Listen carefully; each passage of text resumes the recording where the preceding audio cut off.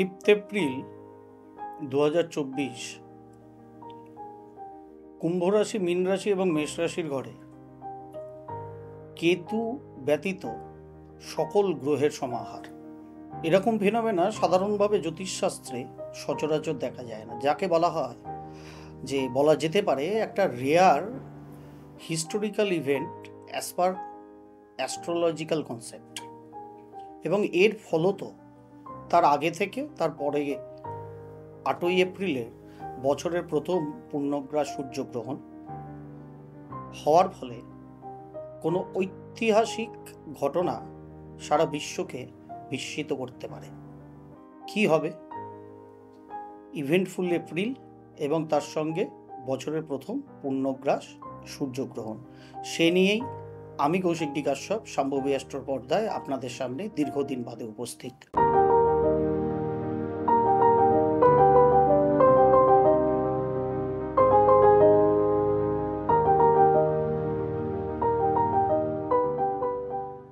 নমস্কার, সকলে নিশ্চয়ই ভালো আছেন। সকলকে আমার আন্তরিক প্রীতি, শুভেচ্ছা, অভিনন্দন, বড়দের আমার সশ্রদ্ধ প্রণাম জানিয়ে দীর্ঘদিনের বিরতির পর আপনাদের সামনে এলাম।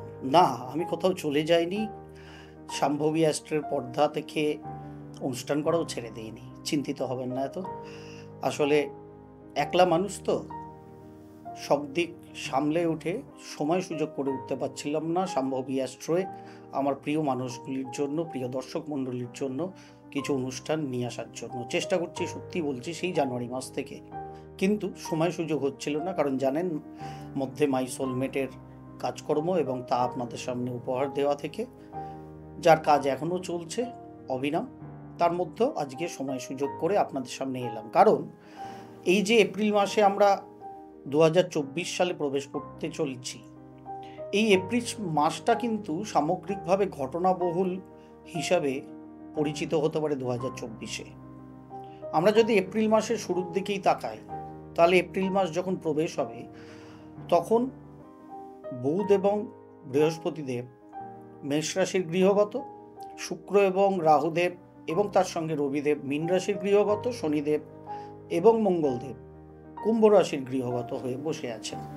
চন্দ্রমা তার আপন মনে 52 দিনের এক রাশির পরিক্রমা করে চলেছেন ক্রমাগত, এবং কেতুদেব বসে আছেন কন্যা রাশির ঘরে। এই অবস্থায় শনিদেবের তৃতীয় দৃষ্টি বুধদেব এবং বৃহস্পতি দেবের গৃহে পড়ার জন্য, যেটা শনিদেবের নিচস্থ গৃহ, মেষ রাশির গৃহ, নিশ্চয়ই আপনারা জানেন, এবং সেখানে বুধ বৃহস্পতি দেবের সঙ্গে বসে থাকার জন্য এবং শনি তৃতীয় দৃষ্টি সম্পাতের জন্য বিভিন্ন প্রকার সংবাদপত্রের কোনো খবর রিলেটেড ম্যাটারে, কোনো লিটিগেশন, আইনি ঝঞ্ঝাটের মুখে বা সেই নিয়ে কোনো আইনি ঝঞ্ঝাট বা দেশব্যাপী কোনো আলোড়ন তৈরি হতে পারে, বা বিশ্ব সংসারেও এরকম আলোড়ন তৈরি হতে পারে। কোনো কন্ট্রোভার্সিয়াল ডকুমেন্ট নিয়ে আগামী এপ্রিল মাসে বিশ্ব সংসার, আমার দেশ সহ তোলপাড় হতে পারে। কিন্তু এই শনিদেবের তৃতীয় দৃষ্টি বৃহস্পতি এবং বুধদেবের ওপর পড়ার ফলে, বিশেষত বুধদেবের ওপর শনিদেবের তৃতীয় দৃষ্টি পড়ার ফলে, এবং শনিদেবের তৃতীয় দৃষ্টি বৃহস্পতি দেবের ওপর দীর্ঘদিন ধরেই পড়ে আছে। আগামী 1 মে যতক্ষণ না বৃহস্পতিদেব বৃষ রাশির ঘরে যাচ্ছেন, এই দৃষ্টি সম্পাত থাকবে।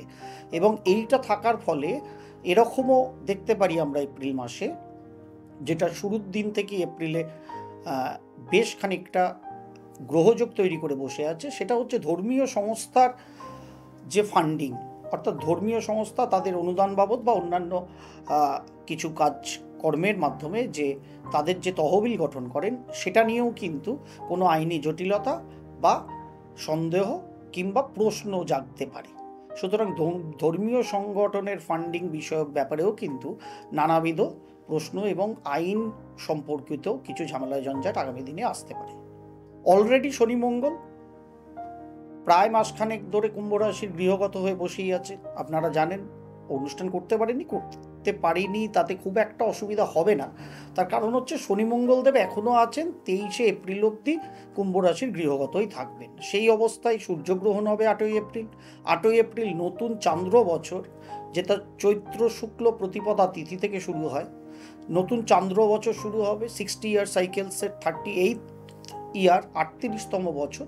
এইটা কিন্তু ক্রোধী নামক বছর রূপে শুরু হবে চান্দ্র বছর, এবং তারপরে যে 13ই এপ্রিল সূর্যদেব গমন করবেন মেষ রাশির ঘরে, যেটা নতুন নববর্ষ, বাংলা নববর্ষ আমরা বলি, মেষ রাশির মানে সৌর বছর শুরু হবে, সেটাও কিন্তু এবছর সেই ক্রোধী নামক সৌর বছরই শুরু হবে। সে নিয়ে পরে আসছি, অবশ্যই বলবো।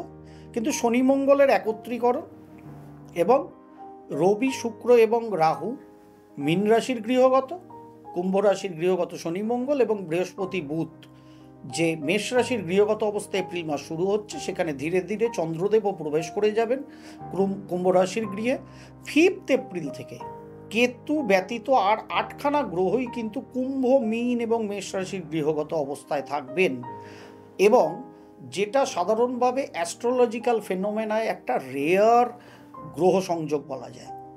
এবং এই রেয়ার গ্রহ সংযোগে এমন কিছু ঘটনা বলি যেটা আরও বেশি বলা যায় যে যাকে আরও বেশি উদ্দীপ্ত করবে আগামী 8ই এপ্রিলের পূর্ণগ্রাস সূর্যগ্রহণ, যে সূর্যগ্রহণ অবশ্যই ভারত থেকে দেখা যাবে না, কিন্তু এই 5 এপ্রিল থেকে কুম্ভ, মীন এবং মেষ রাশির গৃহগত অলমোস্ট সব প্ল্যানেটের ঢুকে যাওয়া, নৈসর্গিক হরোস্কোপে কেবলমাত্র এই 3টি ঘরে সব গ্রহের একত্রীকরণ কোনো বৃহৎ হঠাৎ আকস্মিক ঐতিহাসিক ঘটনা বিশ্ব সংসারকে কিন্তু বিস্মিত করতে পারে।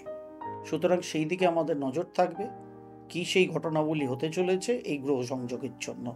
সেরকম মানুষের ভালো, সংসারের ভালো, এই জগৎ সংসারের মঙ্গলের জন্য, বিশ্বের মঙ্গলের জন্য হলে খুব ভালো।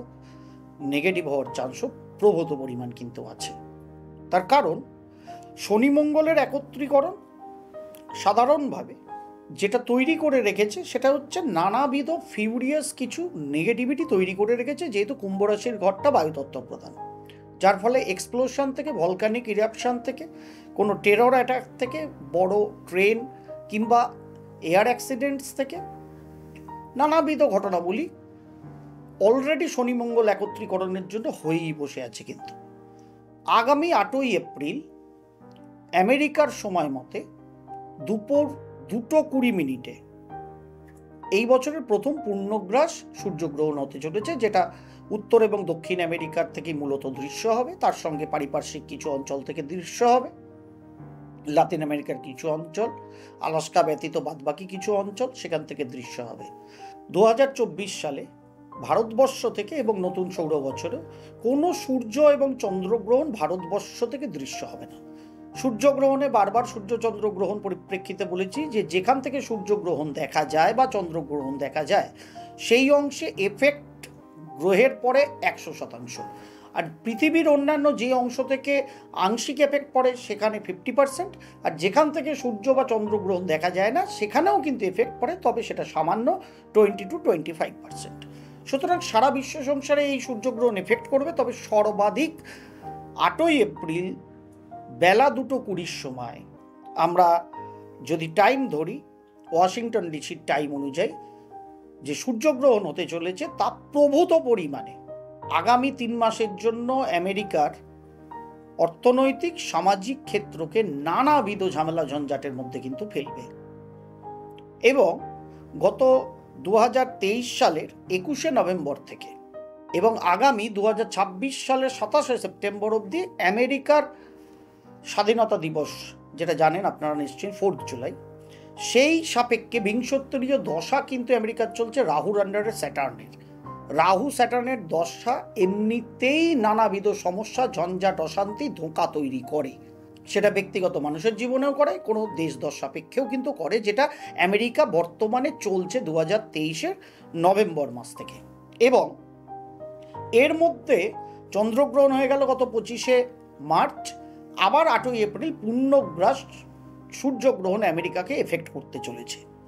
এর ফলে ভয়ঙ্কর রকম আমেরিকার কোস্টাল রিজিয়নে, এবং সেটার এফেক্ট খানিকটা হয়তো মেক্সিকো অবধি পৌঁছে যাবে, একটা ভয়ঙ্কর রকমের সাইক্লোনিক এফেক্ট, যা আমেরিকার হাওয়া বাতাসকে এবং জলোচ্ছ্বাসকে এমন তীব্রতায় নিয়ে যাবে যেখান থেকে প্রভূত পরিমাণ ক্ষয়ক্ষতি এবং প্রাণহানি কিন্তু আমেরিকাবাসীর ঘটতে পারে।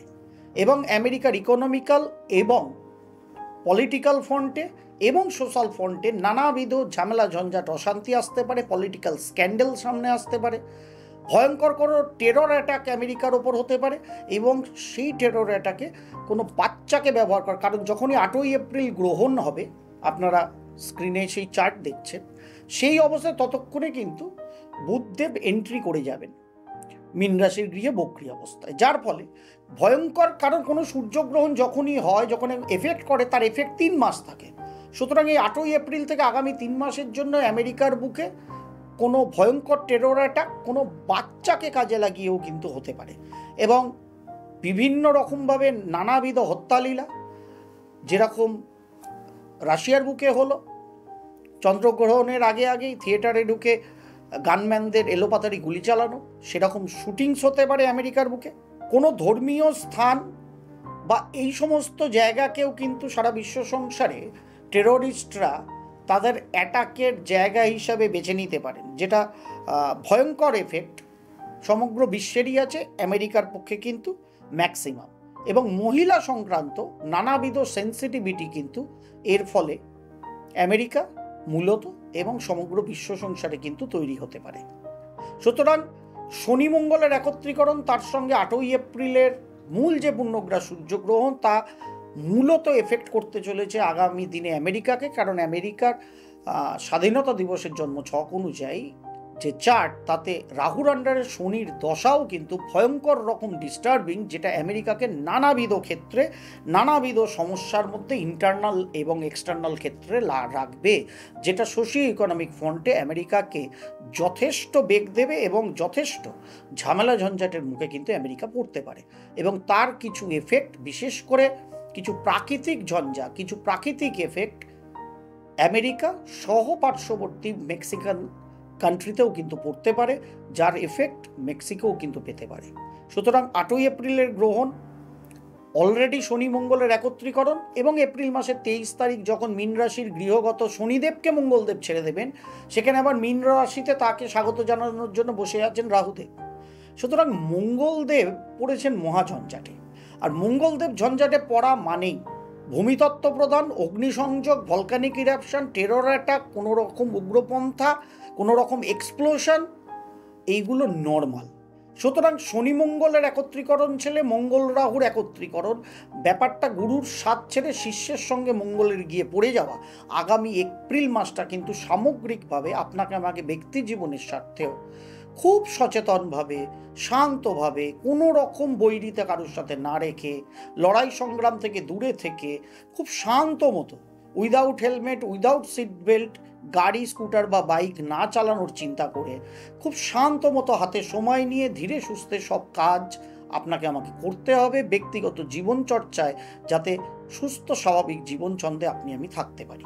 সুতরাং একটা ঘটনাবহুল এপ্রিল মাস কিন্তু 2024-এ আসছে, যার ফলে সম্ভবী অ্যাস্ট্রো পর্দায় দীর্ঘদিন অনুষ্ঠান না করলেও এটা অন্তত কৌশিকটি কাশ্যপের ওপর আপনাদের ভরসা আছে আমি জানি, তবু আমার তরফ থেকে একটু ভরসা জোগানোর জন্য আপনাদের বলি, কোনো বিশেষ ইভেন্ট মহাজাগতিক ক্ষেত্রে জ্যোতিষশাস্ত্রকে দিয়ে যা ব্যাখ্যা চলে, সেটা যখনই ঘটতে থাকবে, আমার শত কর্মব্যস্ততাই থাক, নিশ্চয়ই আমি কিছু সময় করে আপনাদের সামনে উপস্থিত হওয়ার চেষ্টা করব, এটা নিয়ে আপনারা চিন্তা করবেন না।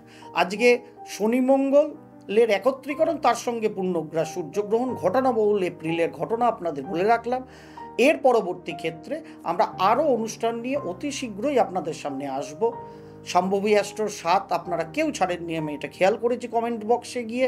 আমার যারা লোক আছেন, যারা এটাকে ম্যানেজ করেন, তারা আমাকে দেখিয়েছেন, বলেছেন, তার জন্য আপনাদের শত সহস্র কোটি প্রণাম। আপনাদের অনুষ্ঠান আজকে ভালো লাগলে একটা ছোট্ট লাইক দেবেন, প্রচুর মানুষকে সচেতন করার জন্য শেয়ার করবেন, এটা আমার রিকোয়েস্ট। যা যদি কেউ নতুন এসে থাকেন, প্রকৃত জ্যোতিষশাস্ত্র সম্বন্ধে জানতে গেলে সম্ভবী অ্যাস্ট্রোর হাত ধরতে পারেন। আশা করি জীবনে জ্যোতিষশাস্ত্রকে ব্যবহার করে যদি জীবনকে উন্নত করতে চান, সম্ভবী অ্যাস্ট্রোর প্ল্যাটফর্মে ঠকবেন না, এবং সেটা নিয়েই জীবনের যে কোনো ক্ষেত্রে আপনি সারা জীবন ধরে সফলতার সাথে এগোতে পারবেন, এই আশা রাখি। আজকের অনুষ্ঠান এখানেই শেষ করছি। সকলকে আমার আন্তরিক প্রণাম এবং শুভেচ্ছা। সকলে ভালো থাকুন। আগামী দিনে অতি শীঘ্রই নতুন কোনো অনুষ্ঠান নিয়ে আপনাদের কাছে ফিরে আসছি। সকলে ভালো থাকুন, সকলকে ভালো রাখুন। প্রণাম।